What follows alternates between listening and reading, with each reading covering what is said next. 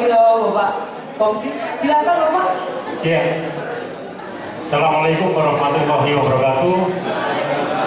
Ya, senang sekali teman-teman berbahagia dan kebetulan sekali hari ini saya lihat banyak adik-adik dari beberapa sekolah.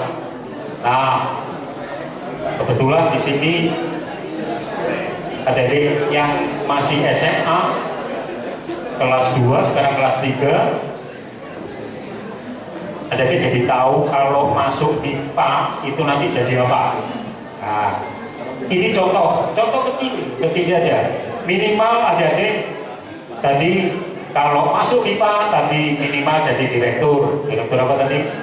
PT Mas Hato, PT Kiloan, Mas Soeharto, direktur. MIPA, itu masuk MIPA, jadi MIPA bukan hanya jadi guru. Gitu ya.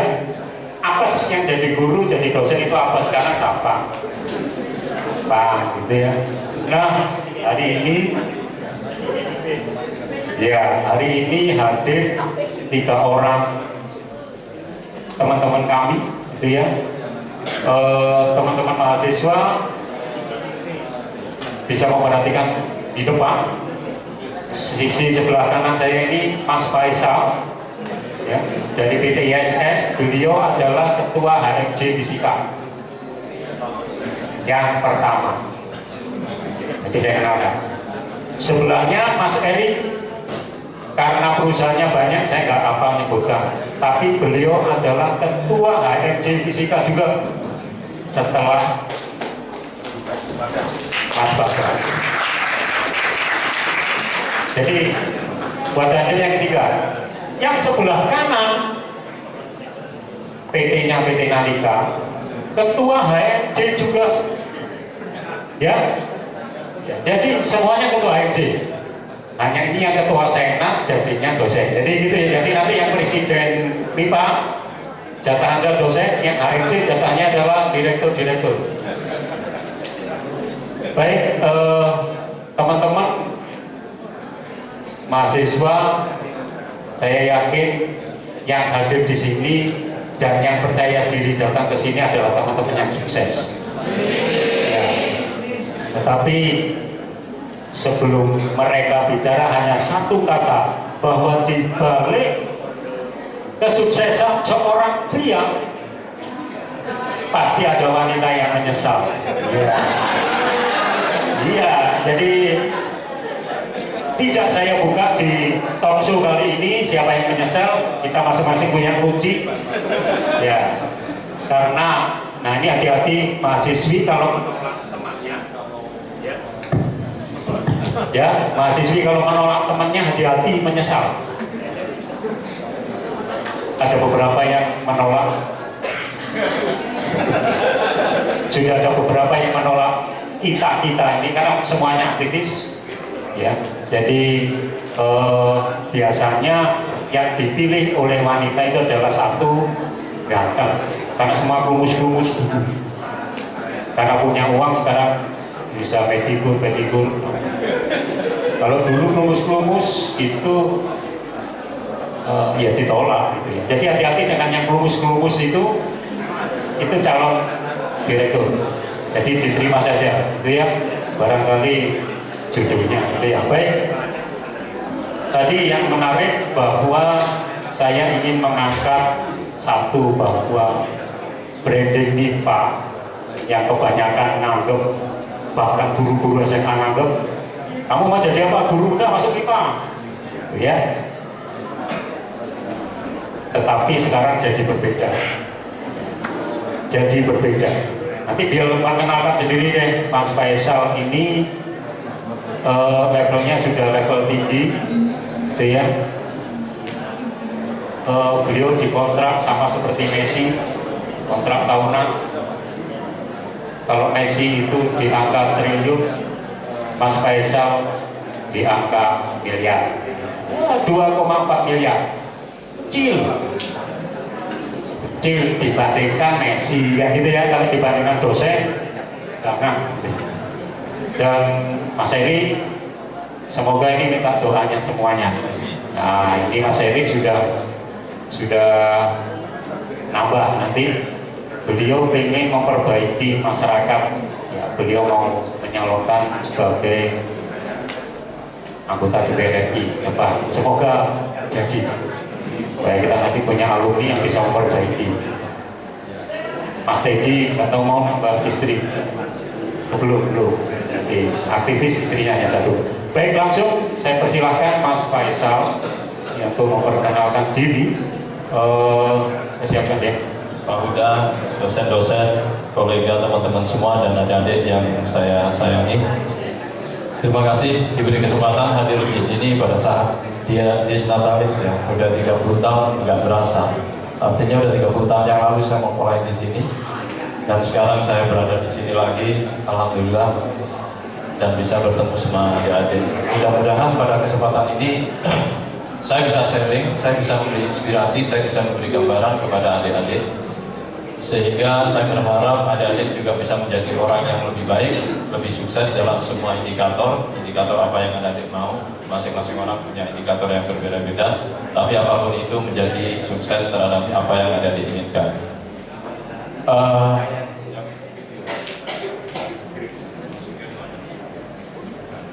Pak Sugeng, mana Pak Sugeng? Ya, sambil menyiapkan, saya hanya ada video presentasi transformasi, bukan dunia transformasi, dunia.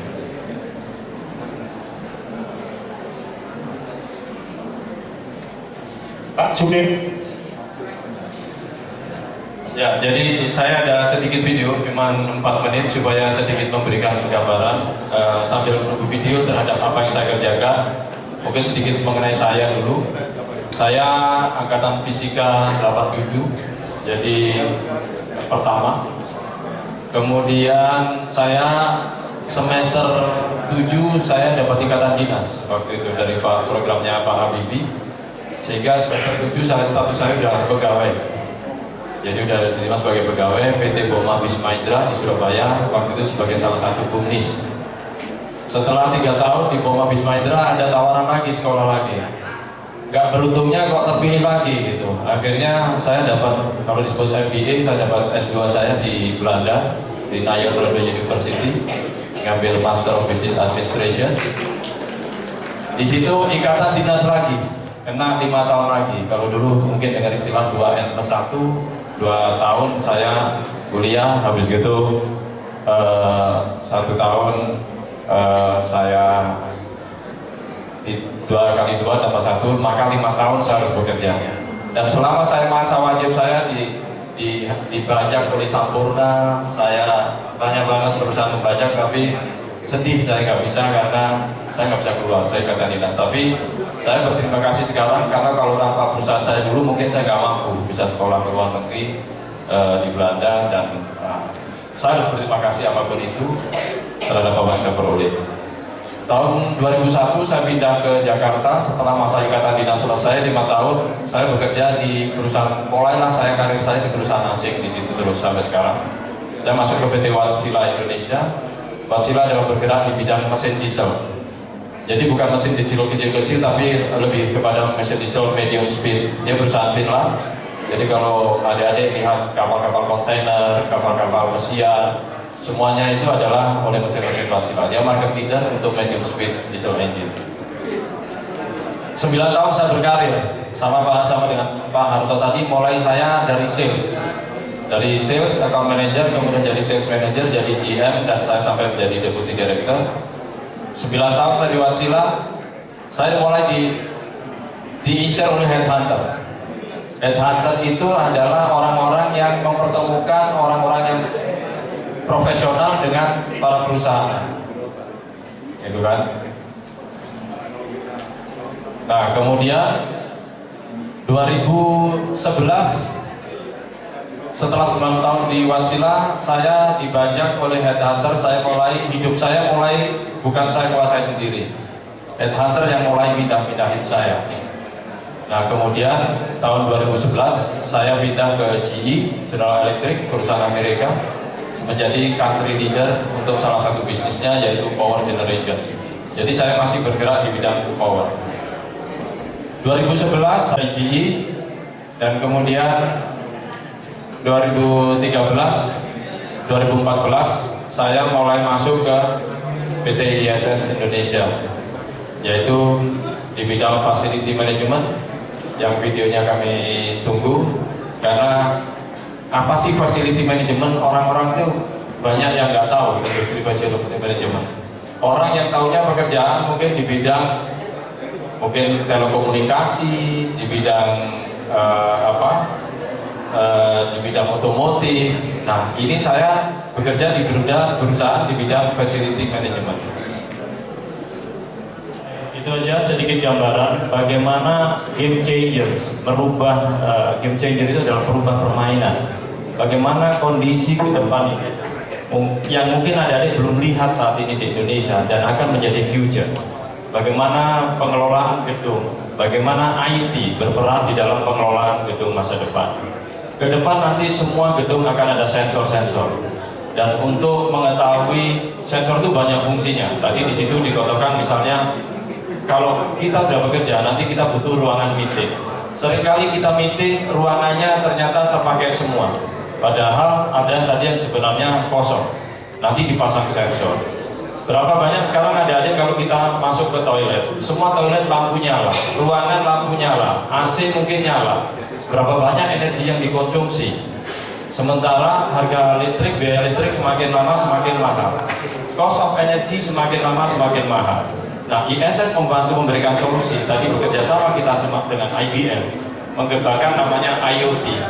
Ada yang tahu IoT? Internet of Things. Jadi hal-hal ke depan dunia kita ini semakin terkonek. Apa yang disebut dulunya unconnected sekarang menjadi connected. Adik-adik lihat fenomena sekarang di Jakarta, gimana taksi Bluebird udah mulai gak laku. Orang udah lari ke Uber. Bagaimana sekarang orang gak belanja ke mall. Mall ke depan bukan lagi sebagai tempat belanja, karena online sekarang bisa lebih murah, lebih aman, lebih cepat. Orang nggak harus keluar dengan mobil, macet di Jakarta, kemudian masuk ke mall, parkirnya bayar mahal, hanya untuk beli sesuatu. Sekarang dengan kita masuk Lazada.com, Libri.com, apapun .com yang lain, shop online, kita udah bisa dapat semuanya. Harganya jauh lebih murah. Kenapa? Mereka nggak harus sewa tempat di mall, mereka nggak harus membersihkan mallnya. Things have changed, dan ini akan terus berubah. Tadi salah satu yang di depan tidak Mas Sabto mengatakan, oh pernah terhadap perubahan, dan apa yang saya sampaikan tadi adalah perubahan. Is it happen? It is happen. Ini sudah terjadi di negara maju. It is a matter of time. It will come to Indonesia. It will come to Jakarta. Dunia facility management semakin menarik, dan dunia facility management sekarang bagaimana dikembangkan sama dunia IT. Di sini peran kita, orang-orang eksak, orang-orang fisika, orang MIPA, orang eksak bisa berperan bagaimana untuk ikut bertransformasi dalam dunia facility management ke depan. Banyak, semua saya ketemu sama direkturnya AP2 mengatakan, Pak Faisal tolong Bandara Terminal 3 Soekarno-Hatta dijadikan smart airport. Apa artinya smart airport? Semua nanti udah bekerja dengan link. Gak ada lagi manual, gak ada lagi orang bicara satu, karena semuanya udah sensor ditangkap oleh front-end-nya, back-end-nya kemudian bekerja. Sensor dibuat misalnya di toilet untuk mendapatkan satisfaction orang di toilet. Karena zaman sekarang gak ada orang yang ingin masuk airport kelas internasional kemudian toiletnya jorok, atau kemudian airnya mampet, atau kemudian ada bocor. Nah itu semua bisa di-capture dengan online electronic monitoring. Masuk ke back-end-nya nangkap, oh toilet itu ada masukan, ada bocor, baru kemudian toilet attendant datang. Sehingga nggak perlu lagi nanti ke depan setiap orang duduk di toilet hanya untuk make sure toilet ada clean. Inilah yang kita lakukan, inilah ISS. Kita sangat bekerja untuk dunia masa depan, very excited. Saya bilang kalau dunia oil and gas, dunia segala macam sekarang banyak teman-teman saya profesional oil and gas sekarang lagi nganggur, ada pekerjaan karena apa? Oil and gas lagi shrinking. Ekonomi atau industri yang berdasarkan natural resources gak bakalan bisa sustainable. Mau bicara mining, sekarang lagi sedikit. Mudah-mudahan kita bisa naik. Oil and gas sedikit. Orang bilang mungkin 2019-2020 bisa naik. Tapi dunia IT, dunia facility, dunia service adalah dunia yang masih akan growing ke depannya. Karena apa? Inovasi-inovasi tadi ada yang mengatakan, gue bicara sebelumnya, inovasi-inovasi. Karena kalau kita bicara sekarang dan kita udah bicara enough, kita bicara cukup, maka by the time kita udah ketinggalan. Karena apa? Inovasi berlangsung terus. Di lingkungan kita mungkin nggak kelihatan. Di negara maju, every minute, every seconds, everybody making innovation. Ya, jadi that's what I'm doing di ISS. Dan saya ajak di sini Ibu Dias, boleh berdiri Ibu Dias. Untuk saya kenalkan, beliau adalah VP daripada Talent and Management daripada ISS. Kami datang dari Jakarta. Saya ajak beliau adalah karena gini, kami punya misi, kami ingin growing company only happen with good people. Nah, maka Bu Dias kesini atau kita ISS, kita ingin bekerja, dan Bu Dias sudah bekerja sama dengan perguruan tinggi untuk mencari talented people. Kalau ngomong ordinary people, ribuan di kita, jutaan orang. Setiap satu semester banyak orang di wisuda. Tapi talented people, very good people, only few. Dan kita mau mencari itu. Kita yakin perusahaan hanya akan maju, akan berkembang kalau memiliki orang-orang terbaik. Kalau enggak, dia enggak akan bisa sustainable. Oleh karena itu kita punya program intensif, kita punya program manajemen training, dan nanti kita welcome. Cuma hanya few yang akan selected. Bu Dia sudah kerjasama kita sama ITB, sama mana aja, sama Binus di Jakarta, Prasetya Mulia, UNER udah kemana? Poltek Polman ITB. Jadi kita udah bekerja di sana. Tentunya nggak bisa semua nanti masuk ke kita, saya bilang. Hanya beberapa. Dan pada saat nanti Anda jadi terbaik di ISS Indonesia, maka kita akan promote Anda menjadi part of ISS Global. ISS adalah perusahaan Denmark.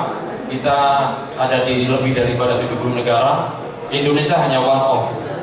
Dan potensi bisnis seperti di ISS banyak banget, huge. Sekarang kita bekerja ada di mana-mana. Kalau Anda di Jakarta mungkin Anda tahu. Kita kerja dengan Citibank. Secara global kita bekerja dengan Citibank. Kita bekerja dengan Deutsche Bank. Kita bekerja sama HP. Perusahaan-perusahaan multinasional semua bekerja sama kita. Karena apa? Mereka ingin fokus ke core bisnisnya. Kalau Citibank, bisnisnya apa? Banking. Mereka nggak good di dalam taking care facility-nya mereka. Mereka ada cost yang tinggi karena electricity cost-nya makin naik terus. Mereka ada cost tinggi karena apa? Maintenance cost-nya naik terus. Maka mereka bekerja dengan ISS, kita yang take care facility-nya mereka, kita yang menggaranti cost untuk facility-nya mereka akan menurun.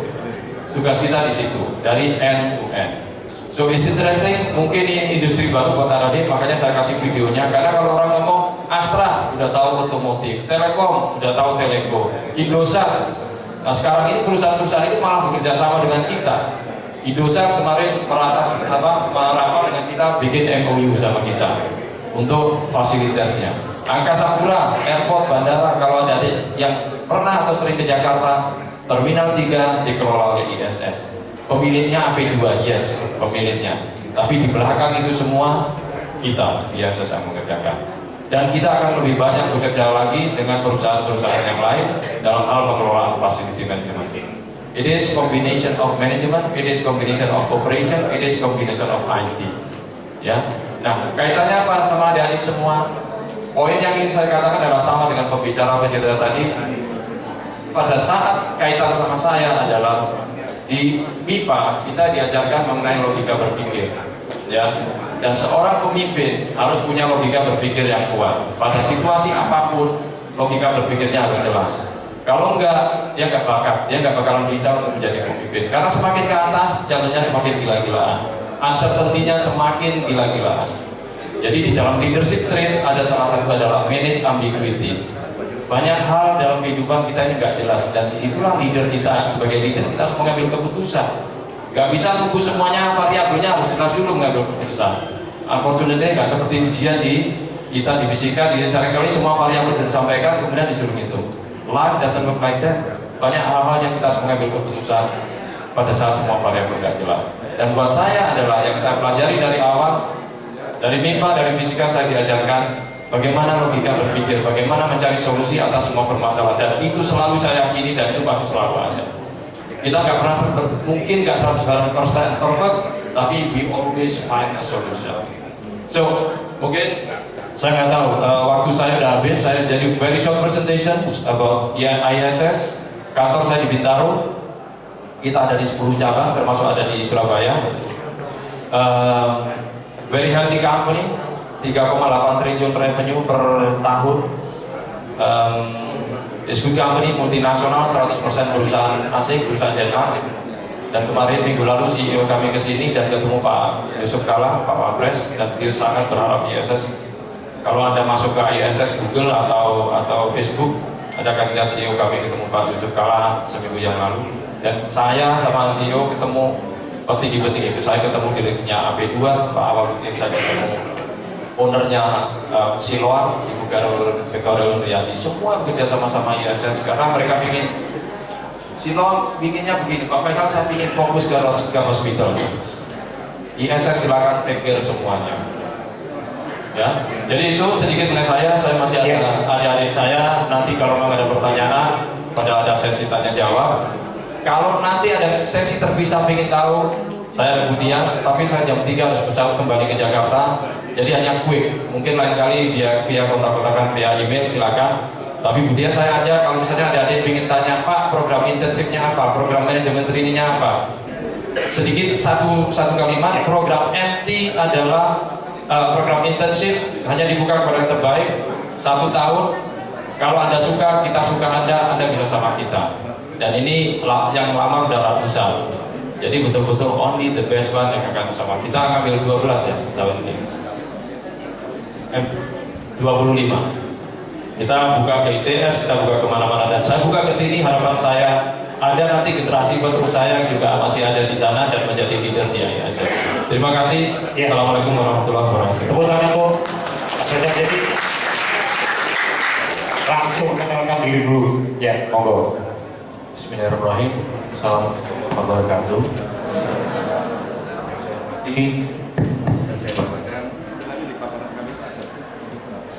Bapak Dekan kita, Bapak Dr. Adi Susilo, kawan-kawan dosen, Bapak Fisika dan kawan-kawan kalian, serta senior saya Pak Faisal Muzaki, adik saya Pak Dedi, serta kakak saya Budias.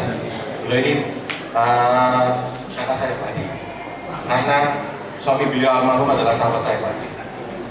Beliau di Pak Ruli di almarhum di Antara, saya di TPRI. Beliau pernah di TPRI dan direktur di Antara, saya direktur di RRI. Baiklah, pada kesempatan kali ini saya langsung aja sharing mengenai Indonesia secara makro. Yang pertama-tama saya kenalkan diri saya dulu. Ini adalah perjalanan hidup saya. Mulai saya masih muda ini. Kelihatan, saya nggak sebesar ini. Itu ada Pak Komsin, masih muda. Pak Komsin ini juga masih ada. Ini itu Pak Komsin ini. Ini Pak Komsin. Ini Pak Komsin.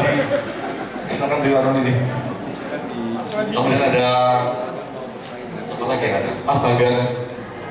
Jadi tahun 89 sampai tahun 95 saya sekolah di fisika, dan saya pernah juga tahun 91 sampai tahun 92 sekolah di Politeknik Informatika, Poltek. Kemudian memang kami bertiga ini, berempat ini aktivis dulunya. Cuman saya pernah menjadi ketua Informasi Fisika 91 92 saya bantu Pak Komsin, beliau ketuanya, saya ketua tiganya. Enak buat beliau. Kemudian 93-95 karena kita dulu dapat beasiswa swasta, kalau bilang percayakan kepada saya untuk sebagai koordinatornya. Gitu. Nah, itu satu hobi saya. Kemudian saya juga sekolah di marketing, S2 marketing. Kemudian lulus juga S2 teknik sipil. Terakhir ini saya lagi ambil doktor di UMD Jakarta, manajemen SDM. Kemudian karir saya profesional itu dimulai tahun 95, itu saya lulus, saya ikut Astra Group dari bawah, dari salesman sampai kepala cabang. Kemudian tahun 2001-2004 saya masuk di CEO Group, udah masuk ke komunikasi, itu mulai dari kepala cabang hingga RM. regional manager. Kemudian tahun 2004 sampai 2005 saya bekerja di perusahaan tower, yang bangun-bangun tower. Kemudian tahun 2005 sampai 2010 saya bekerja di Sinarmas Group di bidang telekomunikasi.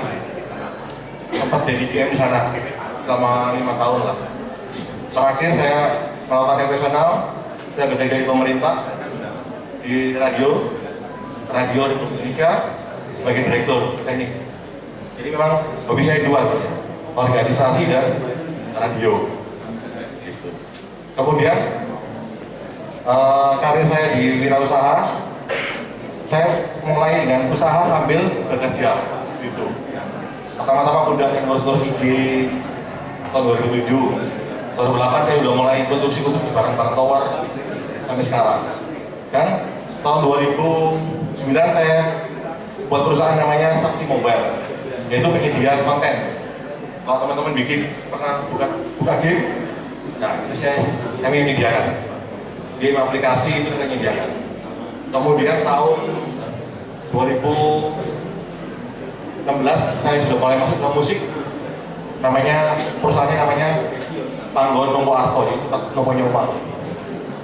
Jadi kita bikin musik RBT. Nah, salah satu artisnya NDX, pernah nggak NDX? Nah, itu NDX adalah saya. Kemudian juga ada artis saya NDX kan? Yang NDX ini. Ini adalah artis saya, NDX. Kemudian Mas Viola kan? Adi. Ya, ini salah satu artis saya. Company adalah Panggon Nompo Arto, di kreatif ini tempat untuk uang aja gitu. Kemudian tahun 2012 ini saya memang agak ekspensif, di mana saya memang awalnya sih sama almarhum suaminya Mbak Dias, yang bikin saya juga banyak dulu punya.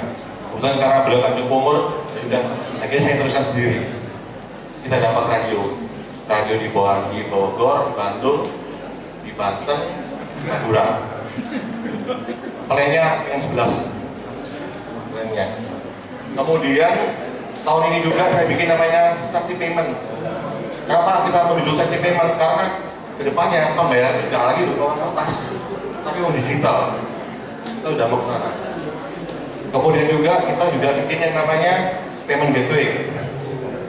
Yang terakhir saya ingin bikin namanya game publisher tersendiri. Jadi game-game itu jangan lagi import dari luar, itu sudah jalan. Nah, kemudian yang bawah ini adalah saya punya organisasi, mulai dari ketua umum rokok bijak, rokok supaya kita benar. Kemudian kita juga ada organisasi namanya Forum Komunikasi Putra Putri PNS, kita adakan. Yang terakhir saya di P3 sebagai penjara koperasi. Itu adalah saya, dari Germawan, fisikal harus bilang. Baiklah, saya pengen buka wawasan teman-teman semua. Sebetulnya di desa Taris ini sangat membanggakan kali. Jadi saya pengen membuka teman-teman semua, apa sih masalah yang kita hadapi saat ini. Coba teman-teman lihat ya. Jadi kalau kita lihat di sini, itu ada namanya Gini Index. Ada yang tahu nggak ini Gini Index? Gini Index adalah faktor kesenjangan antara distribusi kesenjangan antara pendapatan. Kemudian ada juga yang namanya faktor kemiskinan. Jadi di Indonesia itu kemiskinan selalu turun. Sesungguhnya nggak juga, karena pemerintah Indonesia menghitung bahwa orang miskin itu dianggap miskin kalau mendapatkan uang 300.000 sebulan. Sesungguhnya enggak. Kalau ini dianggap sebagai 2 juta sebulan, insya Allah Indonesia itu separuh miskin semua. Karena indeksnya sangat rendah. Kemudian kita lihat pengangguran kita. Angka pengangguran itu adalah 5,6%. Sesungguhnya kalau diangkat lebih dari ini sebenarnya. Demikian juga dengan pertumbuhan PDB kita. Sangat rendah sekali. Hanya 5,0% tahun 2016 ini. Nah, dari sini kita bisa melihat bahwa perbaikan indikator makroekonomi tidak selalu membawa dampak sejahtera buat masyarakat. Kemudian kita lihat lagi, ini juga kembali ke rasio Gini juga. Kita lihat ya, dari sini kita lihat bahwa di Indonesia itu tahun 2013 hanya 1% menguasai 64% lahan. Jadi memang banyak orang kaya di sini terbatas.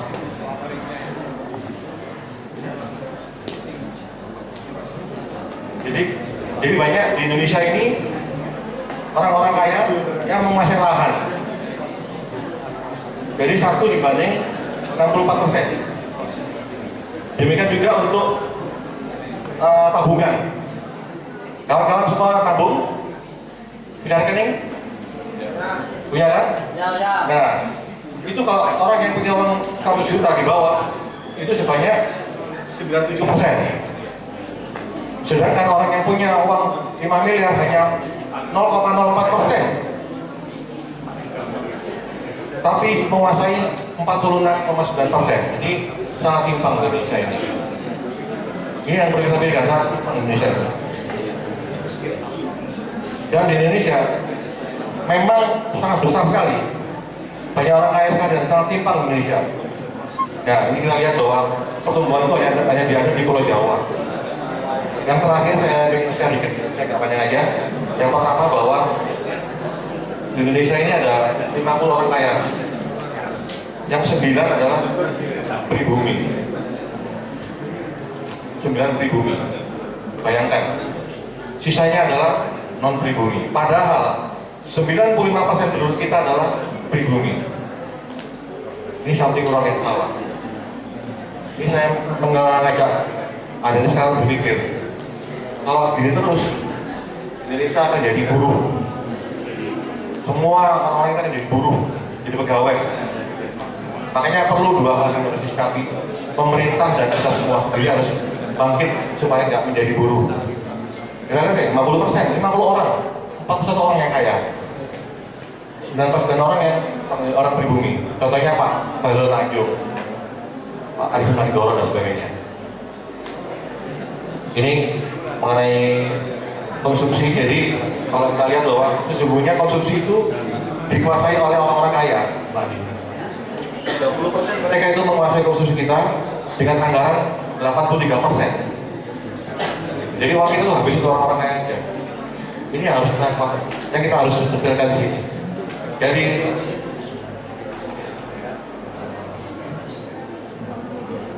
Jadi terakhir saya ingin share bahwa inti masalahnya adalah kita terjebak dalam lingkaran kemiskinan. Ya, kita semua ini terjebak dalam lingkaran kemiskinan. Coba kita lihat sebelah kiri. Kalau orang miskin itu kan savingnya rendah, menabungnya kan rendah. Karena menabungnya rendah, investasinya kan rendah juga. Kemudian kalau investasi rendah, maka pertumbuhan ekonomi akan jadi rendah juga. Akhirnya kembali lagi, miskin lagi. Demikian yang kedua, sisi kanan. Orang miskin itu biasanya sekolah dan sehat, misalnya ini buruh. Sekolah paling banter SMA, SDM. Kemudian kalau sekolahnya sudah jelek, tidak sehat, maka dia mempunyai kualitas SDM yang rendah. Karena rendah, maka dia mempunyai produktivitas rendah juga. Kembali lagi jadi miskin. Jadi miskin ini lingkaran setan. Sehingga timpangan antara orang miskin dengan orang kaya sangat jauh. Seperti saya share tadi bahwa yang punya uang itu cuma 0,04%. Orang punya uang di tabungan. Sisanya adalah orang-orang yang punya uang di bawah 1 juta dalam setahun ini. Jadi orang-orang kaya itu punya uang tuh banyak banget, tapi jumlahnya dikit. Nah inilah yang saya pengen gugah ke teman-teman bahwa sesungguhnya di kita ini banyak berpikir gimana saya lulus kerja, gimana kalau kita pengen jadi pegawai, rame-rame pengen jadi pegawai, rame-rame pengen jadi dosen, rame-rame pengen ikut astra, rame-rame pengen itu. Menurut saya sih ini ya sudah harus ditinggalkan. Kita harus berani bergerak sendiri. Ya, diperlukan pergerakan semua ini untuk menjadi wirausaha. Ayo bergerak. Nah, kuncinya, saya buka kuncinya aja. Yang pertama adalah revolusi industri keempat. Ada tahu nggak teman-teman? revolusi industri, ada 4 ya. 1, revolusi industri pertama adalah mesin uap, masih ingat? James Watt itu banyak membuat revolusi yang tinggi kali. Revolusi kedua, adanya listrik, PLN. Yang ketiga, adanya komputer. Yang ketiga adalah revolusi internet ya. Seperti yang disebutkan oleh abang saya Pak Faisal Muzaki bahwa Internet of Things ini adalah yang saya harus lakukan. Kemudian AI, Artificial Intelligence. Yang ketiga, augmented reality, robotik, big data dan cloud. Ini adalah kuncinya. Kalau kawan-kawan mau berwisata di sini, wirausahanya, mau sekarang di sini dipelajari. Internet of Things, AI, AR, big data, cloud, robotik itu adalah kunci daripada dunia depan. Industri revolusi yang keempat. Contohnya sekarang, seperti yang disebutkan Pak Faisal. Kalau kita beli tiket kereta api, udah nggak perlu lagi kan kita ke buka tiket kan? Cukup buka komputer, buka Traveloka, pesan, iya kan? Kemudian kita mau beli pulsa, udah nggak perlu lagi pergi ke toko handphone, buka handphone, klik pulsa. Orang tua mau ngirim duit, udah nggak perlu lagi kita datang ke kantor pos, saya kecil dulu. Cukup pergi ke Indomaret, ada kiriman, buka ke Indomaret keluar uang. Itu namanya Internet of Things. Semua serba otomasi. Itu sebagainya, M2M, mesin to mesin, itu adalah Internet of Things dan sebagainya. Nah, di sini teman-teman harus ambil sikap kalau mau maju, baik secara saintis maupun daripada sosial. Ini yang harus kita kuasai. Big data, cloud, otomasi, Internet of Things, ini kuncinya. Ini saya buka lagi ya, share ya, bahwa sesungguhnya fenomena revolusi industri keempat itu adalah semakin tinggi senjangan sosial dan ekonomi. Coba lihat ya. Yang pertama, winner takes all. Jadi hanya ada satu pemenang. Yang kedua, semakin banyak pekerjaan hilang karena perkembangan teknologi. Yang ketiga, muncul pesaing baru yang tak terduga. Coba kita rewind ke belakang. Masih ingat tak Bluebird? Kalau kita punya di kanan namanya Bluebird. Betapa hebatnya Bluebird sebelum adanya Gojek sampai IPO. Sekarang Bluebird gimana nasibnya? Di Jakarta, tempur, nggak bisa lagi. Ya, kita ingat sekarang dulu. Orang kalau beli sesuatu, kantor pos, orang dulu pakai pos, sekarang udah nggak lagi. Pakai apa? SMS, ucapan. SMS pun berubah lagi. Pakai apa? Chatting, WA. Jadi memang di sini pemenang itu makan semua. Kalau kita nggak makan, dimakan orang. Makanya saya mengimbau teman-teman saya, adik saya untuk belajar di wirausaha. Winner takes all, nggak ada ampun. Kemudian juga semakin banyak orang hilang pekerjaannya. Beberapa pabrik sudah mulai hilang. Orang semua impor, katakan. Kenapa impor? Nggak perlu lagi ada pabrik di Indonesia. Contoh, kalau kita mau beli sepatu Nike, kalau zaman dulu kan punya mahal sekali, sekarang nggak perlu. Nike Cina, tinggal diimpor di OLX, diimpor di Alibaba. Dan perlu teman-teman tahu bahwa sekarang ada industri yang sebuah toko yang nggak perlu barang. Contohnya apa? Amazon itu nggak ada tokonya. Yang ada cuma Amazon.com aja, websitenya aja. Kalau mau beli baju misalnya, dikirim dari Cina. Mau beli sepatu, dikirim dari Belanda. Demikian. Jadi pemenang akan makan semuanya, pekerjaan akan banyak hilang. Nah, saya lihat ada dari saya benar-benar semangat untuk bisa berwirausaha karena munculnya pesaingnya. Kalau dulu kantor pos menganggap bahwa saingannya adalah tinggi ya, tapi kebalik loh. Sekarang saingannya kantor pos siapa? Gojek, dia bisa goreng, betul nggak? Nah, itu teman-teman ya. Jadi saya harapkan adik saya semua bisa memahami. Kemudian yang terakhir adalah bahwa untuk menjadi pemerintahan kita harus perlu transformasi kemampuan ekonominya dan harus menjadi SDM yang unggul. Terima kasih. Mohon gabung. Iya, jadi Pak Adi dekat MIPA dulu beliau pembimbing saya, pembimbing satu saya. Alhamdulillah saya perkenalkan diri saya Teddy Aryadi, angkatan keempat di MIPA 1990. Seperti tadi Pak Pamsin sampaikan, saya pernah ketua HMJ, ya benar. Jadi saya di semester 3-4 itu sekretaris HMJ, kebetulan Mas Erik ketua HMJ-nya. Terus semester 5-6 saya ketua HMJ, semester 7-8 saya menggantikan Pak Pamsin ketua Senat. Jadi kalau tadi negara yang sebelumnya waktu di kuliahnya banyak suka dukanya, justru saya banyak lurusnya Pak. Jadi saya nggak pernah dapat E, jadi lurus nggak pernah bermasalah gitu dengan perkuliahan. Sampai beasiswa pun saya nggak pernah dapat Pak. Karena waktu itu ada beasiswa Super Semar, kalau nggak salah syaratnya ada surat keterangan orang tua tidak mampu. Nah itu aktivis pasti dapat beasiswa Super Semar. Begitu disodorkan ke orang tua saya, beliau nolak, Bapak masih mampu membiayai kamu kuliah, nggak dikasih saya, jadi saya nggak pernah ambil beasiswa. Jadi waktu itu saya masuk ke juga saya kebetulan ada kakak kelas saya, Mas Ronggo, yang itu yang mendorong saya ngambil geofisika. Waktu itu ada Pak Adi, kalau nggak salah pionernya, ada beberapa dosen yang lain ya, tapi Pak Adi akhirnya pun sekolah gitu loh. Jadi waktu generasi awal geofisika, dosennya hampir belum ada ya Pak ya? Hanya Pak Adi sendiri. Setelah saya lulus, kebetulan memang waktu itu orang tua saya Pertamina, saya tidak izin Pak ikut itu apply di perusahaan asing.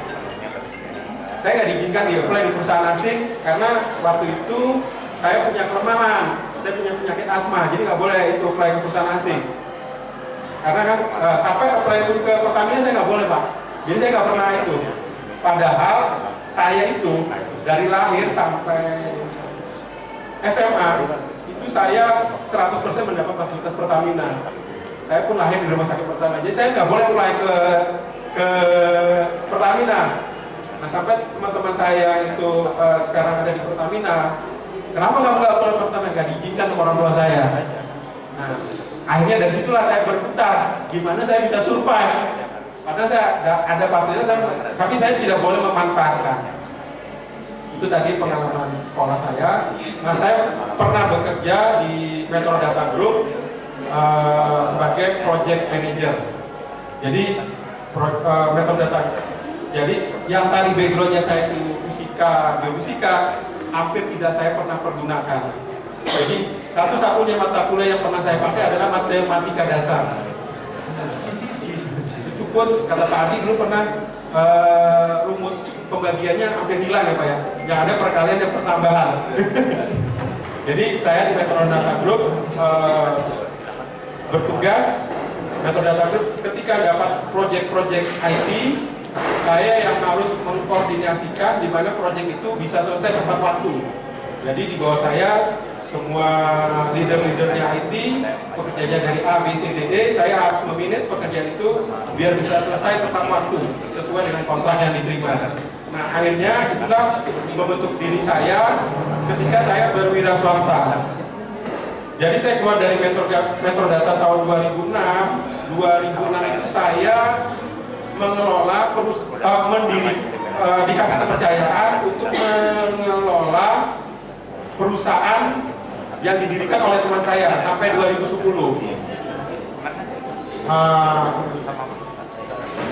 Di akhir 2009 saya dapat kepercayaan diberikan saham dan dikasih direktur dan dikasih mobil. Waktu itu dikasih mobil Toyota Harrier. Tapi akhirnya itu yang menjadi awal saya berubah pikiran, karena waktu itu saya mendapat kasus yang di 2009 itu teman saya itu ternyata tidak memberi saham kosong, ternyata ada permasalahan finansial hutang piutang 10 miliar yang harus saya tanggung. Nah akhirnya saya sempat bolak-balik ke Polda Metro untuk mempertanggungjawabkan hutang piutang 10 miliar. Nah akhirnya dari tahun 2010 itu akhirnya saya kasusnya selesai, saya tidak dipenjara, hutang piutangnya diselesaikan, akhirnya saya mendirikan perusahaan sendiri 2011. Jadi udahlah saya lupakan kasus itu, jadi akhirnya saya berjalan sendiri tahun 2011. Jadi saya mulai berwirausaha murni itu tahun 2011. Nah, yang perlu digarisbawahi ketika adik-adik ini mahasiswa-mahasiswi untuk mulai berwirausaha, jadi saya singkat aja karena pembicara-pembicara sebelumnya sudah cukup banyak, adalah sebagai mahasiswi satu yang perlu diperhatikan, jangan hanya berkecimpung di jurusan, jangan hanya berkecimpung di fakultas, tapi berkecimpung di universitas. Maksudnya begini, suatu hari nanti kelak pasti kamu membutuhkan teman kamu yang dari FD, pasti kamu membutuhkan teman kamu dari fakultas hukum, pasti kamu nanti membutuhkan teman kamu dari kedokteran. Kenapa saya bisa mengatakan seperti itu? Jadi sejak sekarang kamu harus memupuk pertemanan dengan teman-teman yang ada di jurusan lain, di fakultas lain, dan jangan bikin masalah. Maksudnya kenapa jangan bikin masalah? Ketika saya tadi saya cerita yang pernah saya harus menyelesaikan hutang piutang 10 miliar, itu pengacara saya adalah teman dari fakultas hukum. Nah, itu kakak kelas dari fakultas itu. Saya baru tahunya juga ketika saya minta dia sebagai pengacara. Oh, dari fakultas hukum. Nah, ketika saya butuh modal kerja, ada teman dari fakultas ekonomi yang membantu dia kerja di BNI. Jadi garis bawahnya adalah banyaklah berteman saat ini dengan teman-teman dari fakultas lain, dari jurusan yang berbeda dengan kita. Kita harus bisa menjadi teman yang baik, menjaga kepercayaan mereka. Insya Allah kelak ketika nanti kita terjun di masyarakat, teman-teman itu akan selalu mengingat kita. Nah, seperti Mas Erik, saya sering ke kantornya, walaupun saya belum ada bisnis barat, tapi saya sering kantornya. Kalau butuh bantuan, saya butuh, kalau mau nyawa kantornya saya bisa, rate-nya dikasih murah, gitu kan. Nah, gitu. Jadi tadi di slide itu ada PT Nalika, itu sebetulnya perusahaan istri saya Pak, bukan punya saya. Nah, tapi karena kepercayaan dari teman-teman, akhirnya saham itu kita jual. Sekarang sudah tidak murni dikuasai saya, nah increase 40%. Jadi karena ada teman-teman yang tertarik membeli saham, akhirnya kami jual. Jadi kami bekerja sama. Perusahaan Nalika Total Solusi adalah perusahaan IT System Integrator. Kalau tadi Mas Faisal mengatakan karyawannya banyak, telemanajemen, justru kami adalah perusahaan yang seefisien mungkin kalau beroperasi. Karyawan tidak perlu banyak, yang penting revenue-nya yang banyak. Nah, jadi kerjaan tidak perlu kami kuasai semuanya. Kalau ada pekerjaan yang bisa di-sharing, kami berikan kepada pihak lain. Yang penting untung kita masih terjaga. Nah, jadi kami berprinsip perusahaan berusaha seefisien mungkin, artinya untung tetap terjaga. Kalau ada pekerjaan yang bisa kita berikan kepada pihak lain, kita berikan kepada pihak lain. Tidak perlu kami mengerjakan dari A sampai Z. Nah, jadi prinsip-prinsip networking itu yang masih saya jaga. Jadi karyawan saya tidak banyak, tidak lebih dari 15 orang. Yang penting revenue 200 miliar setahun minimal itu harus tercapai. Jadi gitu aja prinsipnya. Jadi karena waktunya juga sudah panjang, yang penting highlightnya yang perlu adik-adik tanamkan, perbanyak teman sebanyak mungkin. Jaga kepercayaan teman, jangan membuat hilangkan kepercayaan teman-teman kepada kita. Insya Allah itu nanti akan selalu diingat teman-teman kita. IP tinggi boleh, tapi jangan terkungkung hanya di bangku kuliah. Banyaklah berkomunikasi dengan teman-teman dari jurusan lain, fakultas lain.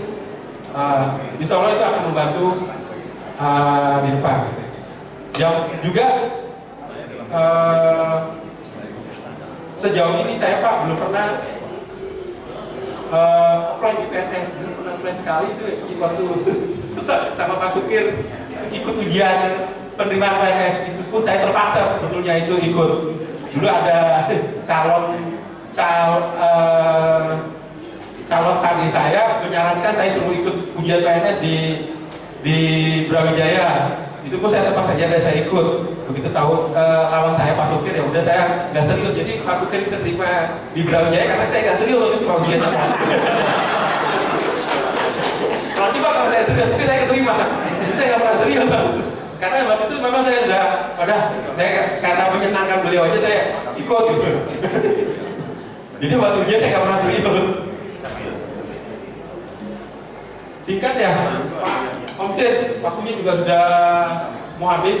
Saya kembalikan kepada moderator. Yes. Fakultas Universitas Brawijaya.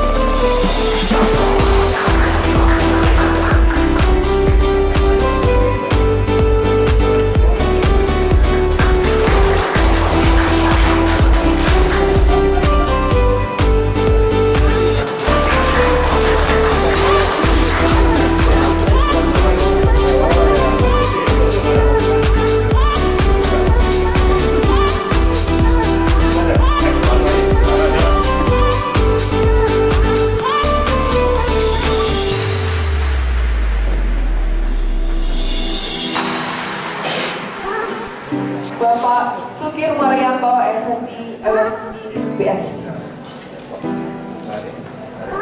Boleh dipegang.